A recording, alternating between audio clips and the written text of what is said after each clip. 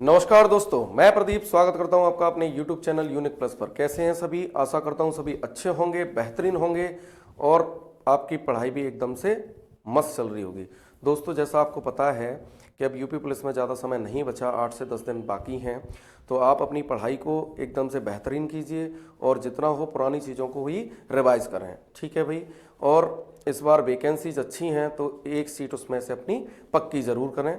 तो दोस्तों, जैसा हमने सौर्य सीरीज की शुरुआत की थी, आज मैं उसी का प्रैक्टिस सेट 9 लेकर के आया हूं और यकीन मानिए ये प्रैक्टिस सेट आपकी परीक्षा में बहुत ही महत्वपूर्ण साबित होने वाले हैं। तो चलिए शुरुआत करते हैं इन सेटों की।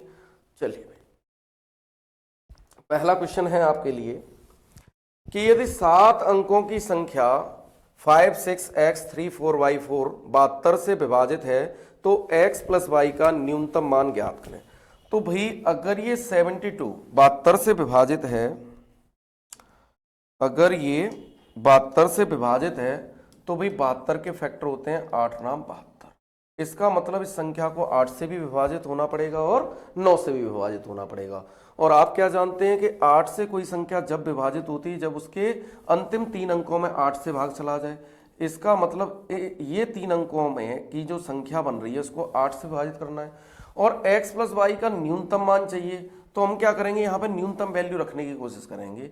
तो जैसे अगर हम यहाँ पे 0 रखते हैं तो 8 पंजे 40, 4 में भाग नहीं जाएगा। ठीक है भाई, 1 रखोगे तो भी क्या 14 बचेगा, नहीं जाएगा। तो जैसे हम यहाँ 2 रखेंगे, क्या रखेंगे, 2 रखेंगे बाई के स्थान पर, तो 8 पंजे 40 बचेगा 2, 8 तिया 24। तो 2 रखने से यह पीछे वाला जो 3 अंकों की संख्या है वह 8 से विभाजित होगी। लेकिन अभी उसमें क्या है कि ये संख्या 9 से भी विभाजित होनी चाहिए और 9 से विभाजित होने का मतलब क्या है कि सभी संख्या के अंकों का योग 9 से विभाजित होना चाहिए। तो हम क्या करेंगे कि 9 से इनको विभाजित करेंगे, सभी अंकों का योग। तो सभी अंकों का योग कितना हो जाएगा, 5 plus 6 plus x plus 3 plus 4 plus 2 plus 4। ठीक है भाई, और ये सब में कितने से भाग जाना चाहिए, 9 से। कितने से, 9 से। तो 9 से हम 6 और 3 9 इसमें चला जाएगा भाई। ठीक है, और यहाँ ये बचेगा 5 और 4 9, ये भी चला गया भाई। अब कितना बचा, यहाँ हमारे पास 4 और 2 6 तो है। अब अगर यहाँ पे x का मान हम कितना लगा दें, 3 लगा दें। कितना लगा दें, 3 लगा दें। तो 6 और 3 9 हो जाएगा और 9 का भाग पूरा पूरा चला जाएगा। तो भाई यहाँ x की जो वैल्यू बनेगी वो कितनी बनेगी, 3 बनेगी। तो पूछा क्या गया है कि x प्लस वाई का न्यूनतम मान क्या होगा, तो न्यूनतम मान हो जाएगा 3 प्लस 2 इक्वल्स टू 5। 5 इसका करेक्ट आंसर है। आप समझ पाए होंगे इस बात को। तो 5 ऑप्शन 3 इसका करेक्ट आंसर है। तो चलते हैं नेक्स्ट क्वेश्चन की ओर। अगला क्वेश्चन देखिए, अगला क्वेश्चन है 22 और 16 के व्युत्क्रम का लघुत्तम समापवर्तक ज्ञात कीजिए। तो व्युत्क्रम मतलब क्या होता है, उल्टा 1/22 और 1/16, ये दोनों संख्याओं के व्युत्क्रम हो गए।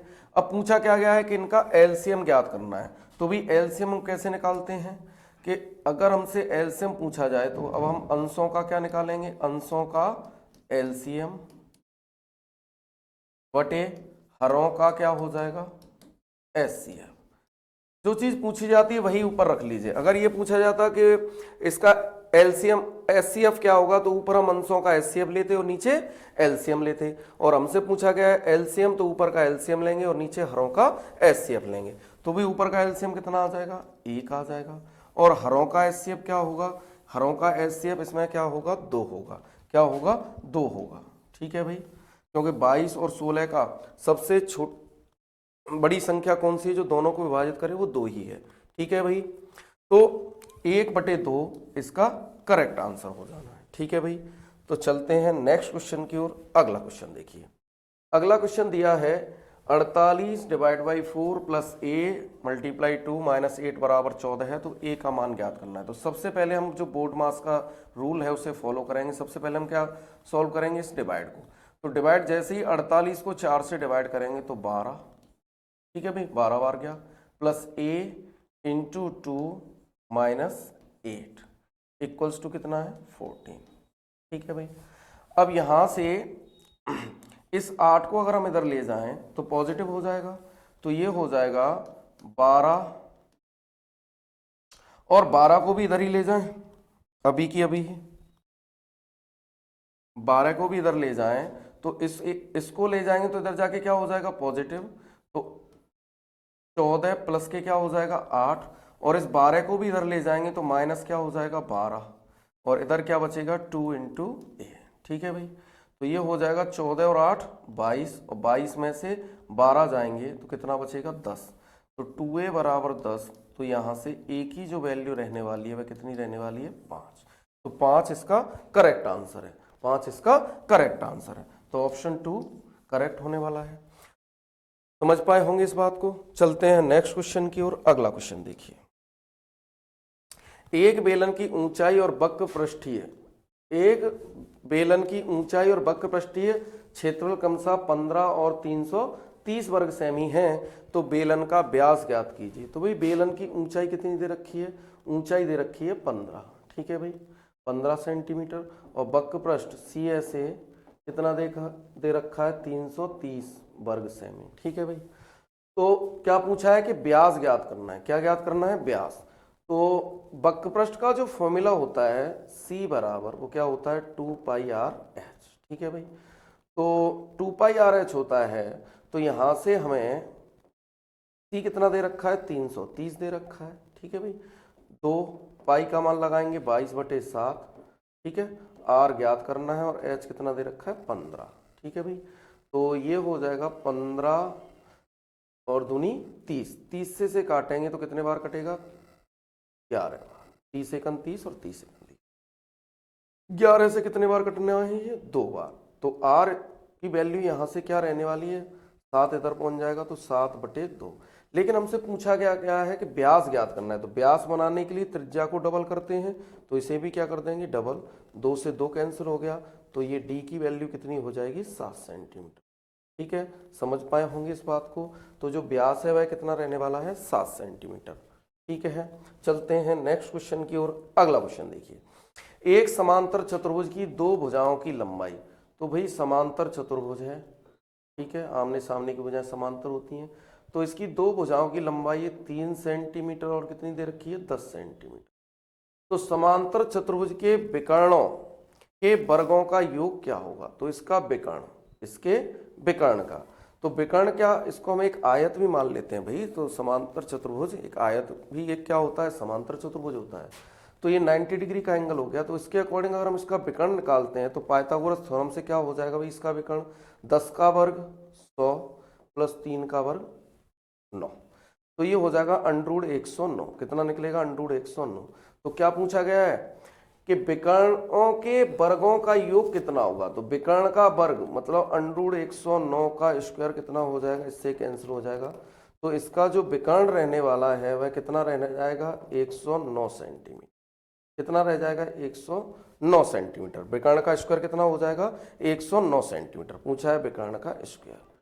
अब क्या कहा गया है कि विकर्ण, 2 विकर्ण होते हैं तो 2 का क्या कर दोगे मल्टीप्लाई, किधर से आएगा ये विकर्ण, तो 2 का मल्टीप्लाई करेंगे तो कितना हो जाएगा 218 सेंटीमीटर। तो विकर्णों के वर्गों का योग कितना हो जाएगा 218 सेंटीमीटर।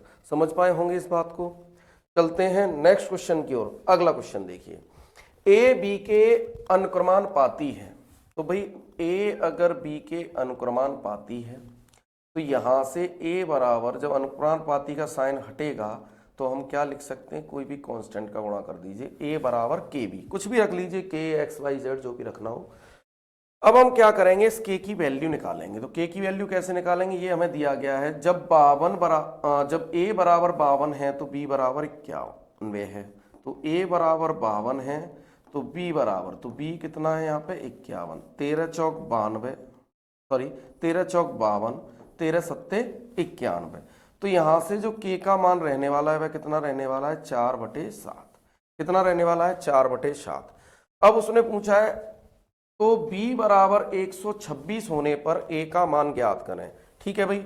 अब इसमें फिट कर दीजिए फिर से इसे, a बराबर क्या है kb, क्या है k इंटू बी, तो a का मान हमें पता करना है, k का हमने पता कर लिया 4/7, और b का मान कितना है 126 होने पर, तो a का मान क्या आ जाएगा 7 से कैंसिल करोगे, 7 एकन 7 बचेगा 5, 7 अट्ठे 56, तो 18 चौक 72, तो तो ए का मान क्या होगा, 72 होगा। ठीक है भाई, तो ए का मान क्या होगा, 72 होगा। बात समझ पा रहे हो? तो ऑप्शन 3 इसका करेक्ट आंसर है। जैसा हमसे कहा था ए प्रोपोर्शनल बी है, तो हमने प्रोपोर्शनल का साइन हटाया तो क्या ले आए, साथ में हम के ले आए। फिर हमने पहली कंडीशन के अकॉर्डिंग क्या किया, के का मान निकाल लिया। के का मान कितना आया, 4/7 आया। तो जब के का मान 4/7 आया तो हमने उसे क्या किया, दूसरी कंडीशन में फॉलो कर लिया। ठीक है भाई, चलते हैं नेक्स्ट क्वेश्चन की ओर। अगला क्वेश्चन देखिए, 12, 18 और 6 का चौथा अनुपात 4 और के तीसरे अनुपात के बराबर है, तो के का मान ज्ञात करें। तो इसका तो चतुर्थानुपात, तो चतुर्थानुपात क्या होता है, b इंटू सी अपॉन ए। ठीक है भाई, और इसका तृतीयानुपात, तो तृतीयानुपात क्या होता है, b² अपॉन ए। ठीक है, ये वो कह रहा है आपस में क्या है, बराबर है। आपस में क्या है, ये बराबर है। तो अब इनकी वैल्यूज लगा लें। यहाँ पे BC मतलब पीछे वाली दो संख्याओं का गुणा करके 18 इंटू 6/12। ठीक है भाई, और यहाँ पे हो जाएगा k² अपॉन 4। ये आपस में बराबर हैं, तो 4 तिया 12, 3 दूनी 6, 18 दूनी 36, k² बराबर 36 है, तो k बराबर कितना हो जाएगा, √36। तो k की वैल्यू निकलेगी, वो क्या निकलेगी, 6। तो k का मान क्या होगा, 6 होगा। ठीक है भाई, तो ऑप्शन पहला इसका करेक्ट आंसर है। चलते हैं नेक्स्ट क्वेश्चन की ओर। अगला क्वेश्चन, 60 रुपए प्रति किलोग्राम वाले चावल को 42 रुपए प्रति किलोग्राम चावल के साथ किस अनुपात में मिलाया जाना चाहिए कि मिश्रण को 56 रुपए प्रति किलोग्राम पर बेचने पर 12% का लाभ हो। तो ये भाई एलिगेशन का सवाल है, सभी जानते हैं इस बात को। लेकिन ये बात मैं कई वीडियोस में आपको बता भी चुका हूं कि एलिगेशन में कभी भी हम विक्रय मूल्य नहीं लेते। 56 रुपए में बेचने पर उसे क्या 12% का लाभ हो रहा है। इसका मतलब उस व्यक्ति को वह चावल कितने रुपए प्रति किलोग्राम पड़ रहा है। जब उसने उसे मिक्स किया तो मिक्स करके वह उसे कितने रुपए प्रति किलोग्राम का पड़ा। तो भाई ये जो 56 है वो 12% इसमें लाभ जुड़ा हुआ है।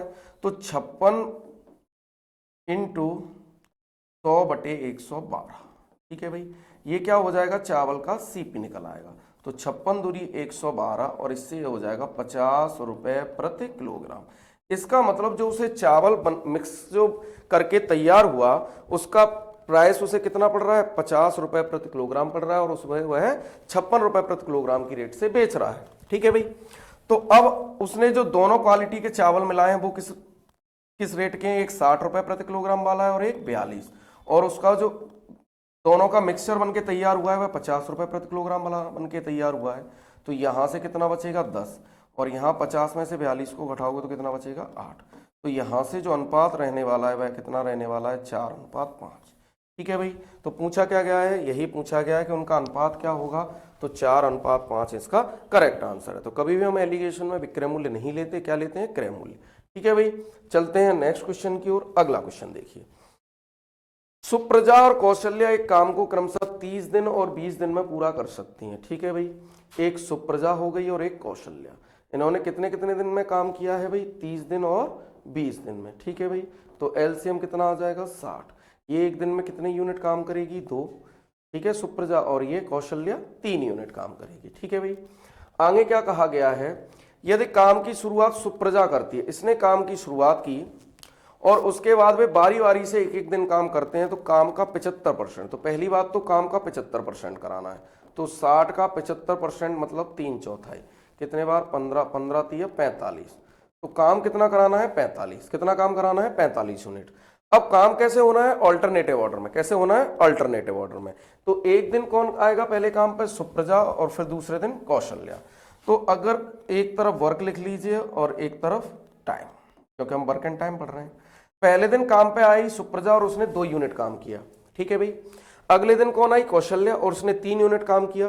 तो भाई टाइम कितना लगा, 2 दिन, और काम कितना हो गया, 5 यूनिट। कितना यूनिट, 5 यूनिट काम होने में 2 दिन का समय लग गया। ठीक है, अब काम हमारा कितना कराना है, 45। कितना कराना है, 45। अब हम अपने काम में ऐसी संख्या से गुणा करेंगे कि काम हमारा जितना हमें कराना है उतना हो जाए। तो भाई कितना कराना है, 45। तो 45 करने के लिए इसमें कितने का गुणा करेंगे, 9 का। तो 9 का इसमें करना पड़ेगा। तो ये कितना हो जाएगा, 18 डेज। कितना हो जाएगा, 18 डेज। और काम कितना हो जाएगा, 9 पंजे 45 यूनिट। तो भाई टोटल जो 45 यूनिट काम करने में कितना दिन लगने वाला है? 18 दिन। ऑप्शन 4 इसका करेक्ट आंसर है। ठीक है भाई, तो समझ पाए होंगे इस बात को। चलते हैं नेक्स्ट क्वेश्चन की ओर। अगला क्वेश्चन देखिए,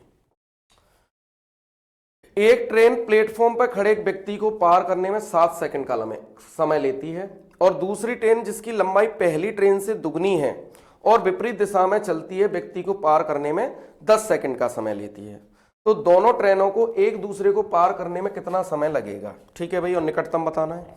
तो भाई एक ट्रेन की मान लीजिए लंबाई कितनी है? x, और इसने किसी व्यक्ति को पार किया है। किसको पार किया है? व्यक्ति को। ये व्यक्ति को पार किया और इसे कितना टाइम लगा?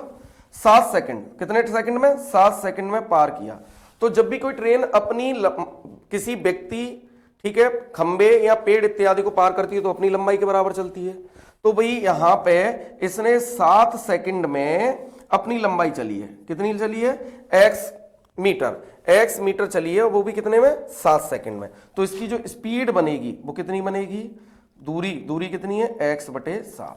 ठीक है भाई, ये बन गई इसकी मीटर पर सेकंड, पहली वाली ट्रेन की चाल। अब दूसरी ट्रेन इधर से आई विपरीत दिशा से, उसने भी इसी को पार किया है। तो इसको जब पार किया तो इसकी लंबाई कितनी है? 2x। पहले से लंबाई क्या है इसकी? दुगनी है। और इसको कितना टाइम लगा? 10 सेकंड। तो इसकी चाल क्या बनेगी? 2x/10 मीटर पर सेकंड, या हम कह सकते हैं x/5। अब आगे क्या कहा गया है कि इन दोनों ट्रेनों ने एक दूसरे को पार किया। तो भाई एक दूसरे को पार करेंगी तो टोटल कितनी दूरी चलेंगी? 3x। कितना चलेंगी? 3x। जब भी ट्रेन चाहे समान दिशा में एक दूसरे को पार करें चाहे विपरीत दिशा में एक दूसरे को पार करें, दोनों की लंबाइयां जुड़ती हैं, तो टोटल लंबाई कितनी हो जाएगी? 3x। और रिलेटिव स्पीड की बात करें कि दोनों किसमें है? अपोजिट डायरेक्शन में, तो दोनों की चाल क्या हो जाएंगी? जुड़ जाएंगी। तो कितनी हो जाएगी? x/7 + x/5। तो इसको अगर हम सॉल्व करेंगे तो ये हो जाएगा 3x/ एलसीएम कितना आ जाएगा? 35। ठीक है भाई, तो ये हो जाएगा 5x और ये 7x, तो कितना हो जाएगा? 12x। 35 को ऊपर पहुंचा देंगे, x से x कैंसिल हो जाएगा, तो 3 × 35/12, तो 3 चौके 12। ठीक है भाई, तो 4 का भाग अगर यहाँ पर 36 होता तो पूरा जाता, तो ये 8 पॉइंट समथिंग कुछ आएगा। तो 9 पूछा क्या गया है कि लगभग में बताना है पूर्णांक में, तो 9 सेकंड जो टाइम होगा वो लगेगा लगभग, क्योंकि यहाँ पे 36 होता तो 4 से 9 बार कैंसिल होता, पर थोड़ा सा कम है, इस वजह से 8 पॉइंट कुछ समथिंग आएगा आंसर। तो 9 इसका करेक्ट आंसर है। तो 9 सेकंड में ट्रेन एक दूसरे को पार कर जाएंगी। बात समझ पाए होंगे इस बात को। ठीक है भाई, चलते हैं नेक्स्ट क्वेश्चन की ओर। अगला क्वेश्चन देखिए, एक निर्वाचन क्षेत्र की मतदाता सूची में शामिल कुल लोगों में से 90% लोगों ने एक चुनाव के दौरान मत डाले। ठीक है भाई, टोटल वोट मान लीजिए हम x, कितना मान लिया? x। इसके 90% लोगों ने वोट डाले, तो 90% कितना होता है? 90% का फ्रैक्शन होता है 9/10। इतने लोगों ने वोट दिया। आगे क्या कहा गया? मतों में से 15% अवैध घोषित कर दिए। तो भाई इन वोटों में से अगर 15% अवैध घोषित हुए, तो भाई 15% अवैध घोषित हुए, तो 85% वोट कैसे हो गए? वैध हो गए। इनका भी 85%। ठीक है भाई, अब ये कैसे वोट हैं? ये वैध वोट हैं जिनसे जीत और हार होनी है। आगे क्या कहा गया है? जीते प्रत्याशी ने वैध मतों का 60%। अब इन वोटों का भी 60%, और 60% का मतलब 3/5, 60% मत प्राप्त किया। और कितना मत प्राप्त किया है? 91,800 वोट मिले हैं। तो मतदाता सूची में कुल कितने लोग शामिल थे? ठीक है भाई, इसे बस सॉल्व कर लीजिए। ये 5 से 17 बार और ये 20 बार। ठीक है भाई, तो अब इसे काटना शुरू करते हैं। 9 से इसे काट लीजिए, तो 9 × 9 0, 9 दूनी 18। ठीक है, 17 छिक्का 102, 600 बार कट जाएगा, और 3 से 200 बार। ठीक है भाई, अब ये नीचे है जिनका गुणा कर दीजिए, तो ये कितना है? 200, 200 पंजे 1000, तो 200 × 1000 कितना हो जाएगा? 2 लाख। 1 2 3 4। ठीक है भाई, तो टोटल कितने मतदाता सूची में कुल कितने लोग हैं? 2 लाख। तो 2 लाख ऑप्शन 4 इसका करेक्ट आंसर होगा। समझ पाए होंगे इस बात को। ठीक है, तो चलते हैं नेक्स्ट क्वेश्चन की ओर। अगला क्वेश्चन देखिए, केले की कीमत में 20% की कमी से, तो भाई केले की कीमत में 20% की कमी हुई है, तो 20% का जो फ्रैक्शन रहता है वह कितना रहता है? 1/5। इसका मतलब कीमत है वो क्या हो गई भाई? 5 से घट के 4 हो गई। ठीक है, तो ग्राहक 80 रुपए में 6 और केले खरीद सकता है, मतलब 80 रुपए में 6 केले उसे अतिरिक्त मिलते हैं, ज्यादा मिलते हैं। तो भाई कीमत की उल्टा करने पे क्या आ जाता है, वस्तु। ठीक है, मात्रा का अनुपात कितना निकलेगा, तो मात्रा 4 से कितनी मिलने लगेगी, 5 मिलने लगेगी। ठीक है भाई, क्योंकि पैसा तो उतना ही, खर्च तो उसने उतना ही किया है, तो कीमत के रेशियो को उल्टा करने पर वस्तुओं का रेशियो आ गया। अब यहां पहले उसको अगर 4 केले मिलते होंगे तो अब कितने मिलने लगे, उतने ही रुपए में 5, तो कितना केला, 1 केला ज्यादा मिलने लगा। और यहां क्वेश्चन में कितना ज्यादा मिल रहा है, 6, तो 1 के बराबर 6, तो पहले उसे 6 चौक 24 केले मिलते थे और अब मिलते हैं 30 केले। ठीक है भाई, और 30 केले कितने रुपए में मिलते हैं, 80 रुपए में, तो प्रति केले का मूल्य कितना हो गया, 80/30, ये आ जाएगा प्रति केले का मूल्य। कितने का, प्रति केले का मूल्य। अब पूछा है तो प्रति दर्जन की बात कर रहा है, वो 1 केले की नहीं बात कर रहा है, ये 1 केले का मूल्य है और दर्जन का निकालने के लिए 12 का क्या कर देंगे, मल्टीप्लाई। तो 6 दूनी 12, 6 से 5 बार कैंसिल हो गया, 5 से 16 पंजे 80 और 16 दूनी 32 रुपए प्रति दर्जन। तो केले का मूल्य कितना आ जाएगा भाई, 32 रुपए प्रति दर्जन। ठीक है, तो ऑप्शन पहला इसका करेक्ट आंसर है। तो इस बात को समझ पाए होंगे, जब भी पहले ही जितना वह खर्चा करता है तो कीमत के अनुपात को उल्टा करने पर वस्तुओं का अनुपात आ जाता है। समझ पाए होंगे। चलते हैं नेक्स्ट क्वेश्चन की ओर। अगला क्वेश्चन देखिए, 1/3 वस्तुएं 15% के लाभ पर बेची जाती हैं। तो भाई 1/3 वस्तुएं, ठीक है भाई, 15% के लाभ पर। ठीक है भाई, और आगे 25% वस्तुएं, इसका मतलब 25% का मतलब कितना होता है, 1/4 वस्तुएं 20% के लाभ पर बेची जाती हैं, तथा शेष वस्तुएं 20% की हानि पर बेची जाती हैं। यदि पूरे लेन देन में कुल 138 रुपए 50 पैसे का लाभ होता है तो वस्तुओं का मूल्य ज्ञात करें। तो भाई इसमें भिन्न कौन कौन सी यूज हुई है, उसने 1/3 वस्तुएं बेची हैं और 25% वस्तुएं मतलब 1/4 वस्तु बेची हैं। तो हम कुल वस्तुएं कितनी मान लेंगे, एलसीएम लेके 12। ठीक है भाई, मान लीजिए टोटल 12 वस्तुएं, कितनी वस्तुएं, 12। अब उसने कहा है 1/3 वस्तुएं, तो 1/3 इसका कितना निकलेगा, तो इसका 1/3 निकालेंगे तो कितना निकलेगा, 4। तो उसने 4 वस्तुएं बेची हैं 15% के लाभ पर, तो 4 वस्तुएं 15% के लाभ पे बेचेगा तो भाई उसे ओवरऑल कितना होगा, 60% लाभ। ठीक है भाई, आगे उसने 1/4, तो 12 का 1/4 कितना हो जाएगा, 3 वस्तुएं। कितनी, 3 वस्तुएं। 3 वस्तुएं उसने 20% के लाभ पर बेची, कितने, 20%। तो यहां से कितना हो जाएगा भाई, 20 दिया 60%, यहां भी प्रॉफिट हो गया, ये भी प्रॉफिट वाली बात है, ये भी प्रॉफिट वाली बात है। आगे कहा गया तथा शेष वस्तुएं 20% की हानि पर बेची गई। तो अब शेष कितनी बची, 4 और 3 7 वस्तुएं हो गई। अब उसके पास बची हैं 5 वस्तुएं, क्योंकि टोटल 12 वस्तुएं थी, तो अब बची हैं उसके पास 5 वस्तुएं। और 5 वस्तुएं कितने परसेंट की हानि से, 20% की अगर हानि से बेचता है, यहां 20% के लॉस से बेचता है, तो यहां पे उसे लॉस हुआ है, तो 20 पंजे 100 माइनस के 100% हो गया। ठीक है भाई, अगर हम ओवरऑल रिजल्ट देखें तो 60 और 60 120 पॉजिटिव हो रहा है और 100 नेगेटिव हो रहा है, तो यहां से वह तब भी 20% किस में रहा, फायदे में रहा। किस में रहा, 20% फायदे में रहा। तो 20% की फायदे की वजह से उसे कितना रुपए लाभ हुआ, 138.5। ठीक है भाई, तो इसको 100% बनाएंगे तो 5 का इधर गुणा कर लीजिए और 5 का इधर गुणा कर लीजिए। ठीक है भाई, तो 0 5 पंजे 25 की 5। ठीक है भाई, 5 पंजे 25, 5 2, 5 रचते 40 और 2 42, हासिल 4, 5 या 15 और 4 19, हासिल 1, 5 1 5 और 1 6। ठीक है भाई, पॉइंट कहाँ आ जाएगा, 992 रुपए 50 पैसे। ठीक है भाई, अब ये आ गया एक वस्तु का। ठीक है, अब वस्तु हमारे कितनी थी, हमारे पास 12, तो 692.5 इंटू 12, तो 12 पन 60, हासिल कितनी आ जाएगी, 6 12 दूनी 24 और 6 30, हासिल 3, 12 नम्मा 108 और 3 111, हासिल कितनी 11, 12 6 72, 72 और 11 83। तो 8310 रुपए, 8310 रुपए टोटल क्या आ जाएगा, वस्तुओं का क्रय मूल्य। तो 8310 रुपए इसका क्या हो जाएगा, क्रय मूल्य। आप समझ पाए होंगे इस बात को।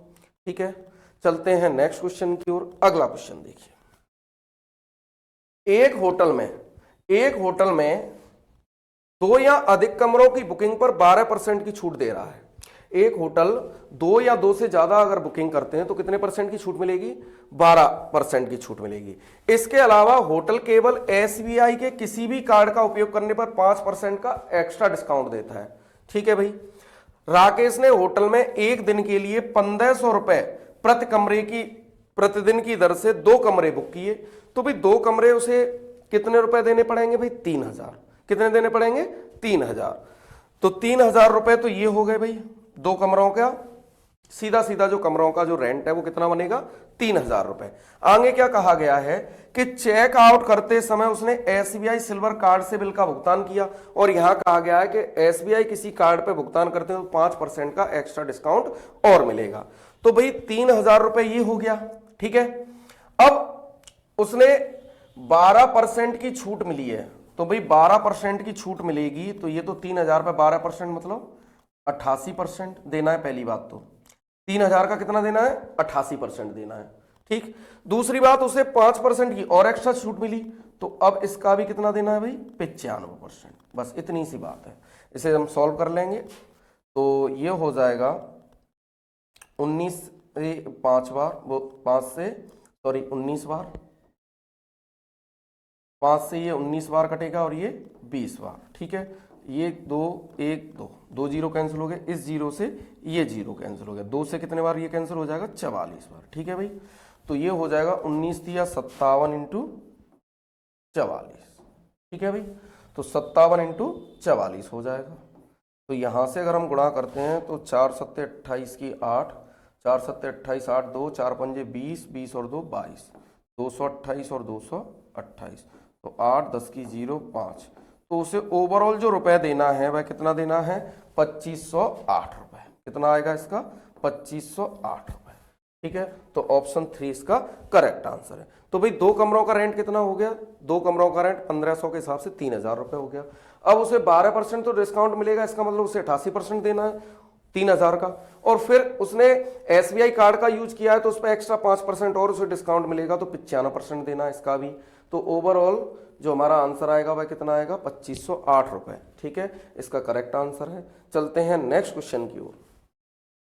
लड़कों के समूह का औसत भार 42 किलोग्राम है। 48 किलोग्राम भार वाला एक लड़का समूह से बाहर हो जाता है और 38 किलोग्राम भार वाला एक दूसरा लड़का समूह में शामिल हो जाता है। यदि अब समूह का औसत भार 41 किलोग्राम, प्रोग्राम नहीं है यहाँ पे, किलोग्राम हो जाता है, तो समूह में कितने लड़के हैं? भाई मान लीजिए कि लड़के हैं समूह में x, कितने लड़के हैं? x।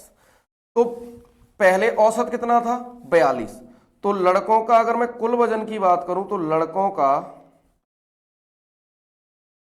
कुल वजन कितना हो जाएगा? तो औसत में नंबर ऑफ स्टूडेंट से गुणा कर देंगे तो कुल वजन कितना हो जाएगा? 42x, ठीक है भाई। अब 48 किलोग्राम भार वाला व्यक्ति लड़का गया है और 38 किलोग्राम वाला आया है, तो कितना कम हो जाएगा कुल वजन में? भाई कुल वजन ये था, इसमें से 48 किलोग्राम वाला गया और 38 किलोग्राम वाला आया, तो अब जो वजन रह जाएगा नया वाला वह कितना रह जाएगा? 42x माइनस 10, ठीक है भाई। कि पहले के भी वजन में से कितना कम हो गया? 10 किलोग्राम और कम हो गया। और वो कह रहा है कि अब औसत भार कितना हो जाता है? 41, ठीक है भाई। अब औसत भार कितना हो जाता है? 41। तो लड़के तो उतने ही रहे, तो अब ये वजन है और औसत भार अगर 41 है तो कुल वजन क्या हो जाएगा? लड़के तो x है तो 41x हो जाएगा। कितना हो जाएगा? 41x हो जाएगा, ठीक है। क्योंकि x लड़के हैं और 41 किलोग्राम उनका अगर औसत भार है तो कुल वजन कितना हो जाएगा? 41x, और हमारे पास कुल वजन हमने पहले के अकॉर्डिंग निकाल लिया, वो कितना है? 42x minus 10। तो इसको इधर भेज दें और इसको इधर भेज दें, तो यहां से x की वैल्यू कितनी निकलेगी? 10। तो स्टूडेंट्स की संख्या पूछिए कि समूह में कितने लड़के हैं, तो लड़के कितने आ गए? 10। कितने आ गए? 10। समझ पाए होंगे इस बात को कि x टोटल लड़के हैं तो कुल वजन कितना हो जाएगा? 42x, ठीक है भाई। इसमें से 48 का गया है, 48 कम कर दिया और 38 ऐड कर दिया, तो ये टोटल वजन अब ये कितने बच्चों का हो गया? ये उतने ही बच्चों का फिर से हो गया, लेकिन 10 किलोग्राम क्या हो गया? कम हो गया। लेकिन वो कह रहा है अब वजन जो औसत भार है वो कितना हो जाता है? 41। तो कुल भार कितना हो जाएगा? x लड़के 41x हो जाएगा, तो 41x के बराबर 42x माइनस 10 हो गए। यहां से x लड़कों की संख्या कितनी आ गई? 10 आ गई। समझ पाए होंगे इस बात को। चलते हैं नेक्स्ट क्वेश्चन की ओर। अगला क्वेश्चन देखिए। 5000 रुपए की राशि 8 वर्षों में एक निश्चित दर से 7200 रुपए हो जाती है, ब्याज चक्रवृद्धि रूप से संयोजित होता है, तो 6550 रुपए की राशि पर 4 वर्षों में समान ब्याज दर पर चक्रवृद्धि ब्याज कितना होगा? तो भाई 5000 रुपए की राशि ये मूलधन है और कितना हो जाती है? 7200 रुपए। कितना हो जाती है? 7200 रुपए। और कितने साल में हो जाती है? 8 साल में। कितने साल में हो जाती है, ये अमाउंट बन जाता है 8 साल में। ठीक है भाई, अगर हम इसे काटते हैं तो 2 जीरो से 2 जीरो कैंसिल, यहाँ ये 25 बार 2 से और ये 36 बार। ठीक है भाई, अब अगर हम इसका स्क्वायर रूट लेते हैं दोनों तरफ तो कितना आएगा, 5:6। ठीक है भाई, अगर हमने स्क्वायर रूट लिया है तो इससे हमें ये पता चला कि ये प्रोसीजर 5 से 6 ये कितने बार हुआ होगा, 2 बार। तो यहां पर टाइम कितना है, 8। तो अगर हम इसका स्क्वायर रूट ले रहे हैं तो इसे अगर हम 2 से डिवाइड कर देंगे तो हमें ये पता चल जाएगा कि हर 4 साल में कितने बार, हर 4 साल में ये धन 5 से कितना हो जाता है, 6 हो जाता है। ठीक है भाई, अगर इनकेस ये किसी का क्यूब रूट हो रहा होता तो यहाँ पे ये टाइम 9 वर्ष दिया होता तो वो 3 से कट जाता। तो हमें ये पता चल जाता है जो दिया होगा, जैसे स्क्वायर रूट बन रहा है या क्यूब रूट बन रहा है, उससे ही टाइम को डिवाइड कर दें। तो अब हमें ये पता चल जाता है कि भाई ये 4 साल में ये 5 से 6 हो जाता है। ये हमें पता चल गया कंडीशन कि ये धन हर 4 साल में 5 से 6 हो जाएगा। ठीक है, अब क्या कहा गया है, धन तो अब आगे क्या कहा गया है, तो 6550 रुपए की धनराशि पर 4 वर्ष में समान ब्याज दर से। तो दर कितनी है, दर तो निकालने की जरूरत नहीं, हमें ये पता ही चल गया कि 5 से 6 हो जाएगा। तो ये भी धन कितना हो जाएगा, 5 से 6। तो 5 के बराबर कितना है, 5 रेशियो के बराबर, 5 रेशियो के बराबर 6550 है। तो यहां से 5 1 रेशियो की वैल्यू 5 एकन 5। ठीक है भाई, 5 तिया 15 कितनी हो जाएगी, 3110 रुपए। तो ब्याज भी कितना बढ़ेगा भाई, 4 साल में एक ही रेशियो तो बढ़ेगा, और एक रेशियो की वैल्यू कितनी आ गई, 1310 रुपए।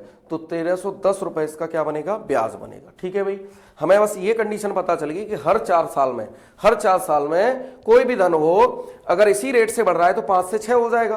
तो 5 के बराबर, अब धन कितना दिया है, 6550 मूलधन, तो 5 के बराबर 6550 है, ब्याज कितनी बन रही है, 1 रेशियो। तो 1 रेशियो के बराबर कितना आ जाएगा, 1310। तो 1310 इसका करेक्ट आंसर है। ठीक है भाई, चलते हैं नेक्स्ट क्वेश्चन की ओर। अगला क्वेश्चन देखिए, ये तो वही क्वेश्चन है, सेम है। चलिए भाई नेक्स्ट देखते हैं। अगला क्वेश्चन देखिए, अपनी 11वीं पारी में एक बल्लेबाज, ये क्वेश्चन मैं कई बार आपको करा चुका हूं कि उसने पहले इससे कितनी पारी खेली है, 10 पारी। कितनी, 10 पारी।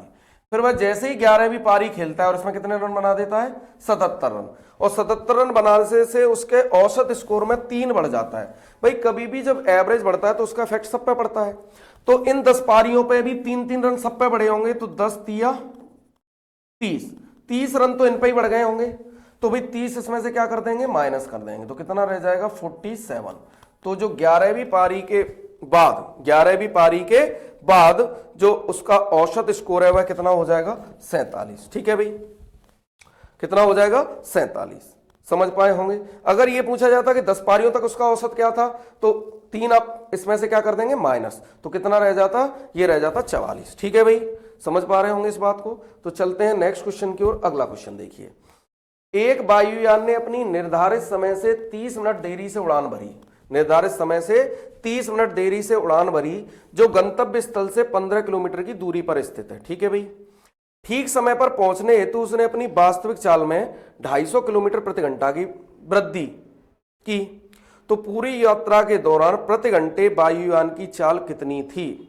ठीक है भाई, तो 1500 किलोमीटर मान लीजिए, पहले वह x किलोमीटर प्रति घंटे की उड़ान से चलता है। ठीक है भाई, अब उसने क्या किया कि 30 मिनट देरी से चला, तो उसने 1500 किलोमीटर की दूरी को x प्लस कितने की से चला, 250 की से। भाई पहले उसे टाइम कितना लगता था, मान लीजिए x की चाल से चलता था 1500 किलोमीटर जाने में, तो कुछ भी टाइम लगता हो। ठीक है भाई, और अब 1500 किलोमीटर गया है, किस चाल से गया है, x प्लस 250 की से। ठीक है, और दोनों समयों का अंतर कितना है, आधा घंटा। कितना है, आधा घंटा, क्योंकि इसमें वह आधा घंटा लेट चलता है, उसकी वजह से वह अपनी स्पीड को बढ़ा देता है। ठीक है भाई, तो ये लगेगा, अगर वो नॉर्मल स्पीड से जाता है तो उसे ये टाइम लगेगा, और अगर वह 250 किलोमीटर जाता है तो वह ये टाइम लगेगा। और दोनों टाइमों में कितने का, 30 मिनट का अंतर है। कितने का है, 30 मिनट का अंतर है। ठीक है भाई, तो ऐसे क्वेश्चनों में अगर हम किससे जनरली से सॉल्व करते हैं, उसमें क्वाड्रेटिक के क्वेश्चन बन जाएगा, तो ये बहुत मुश्किल हो जाएगा सवाल को कम टाइम में करना। तो इसको हम ऑप्शनों से क्या करेंगे, चेक करेंगे। तो ऐसा देखेंगे कि 1500 से यहाँ x का मान क्या रखें जिससे ये 1500 डिवाइड हो जाए। तो अगर हम 250 रखते हैं तो 250 भी चला जाएगा, तो 250 से ये कितने बार कटेगा भाई, 250 से कटेगा 6 बार, नीचे हो जाएगा 500, तो 500 से 1500 3 बार, तो यहाँ अंतर कितना हो जाएगा, अंतर हो जाएगा आपका 3 किलोमीटर, सॉरी 3 घंटे। तो ये पहला ऑप्शन नहीं होगा।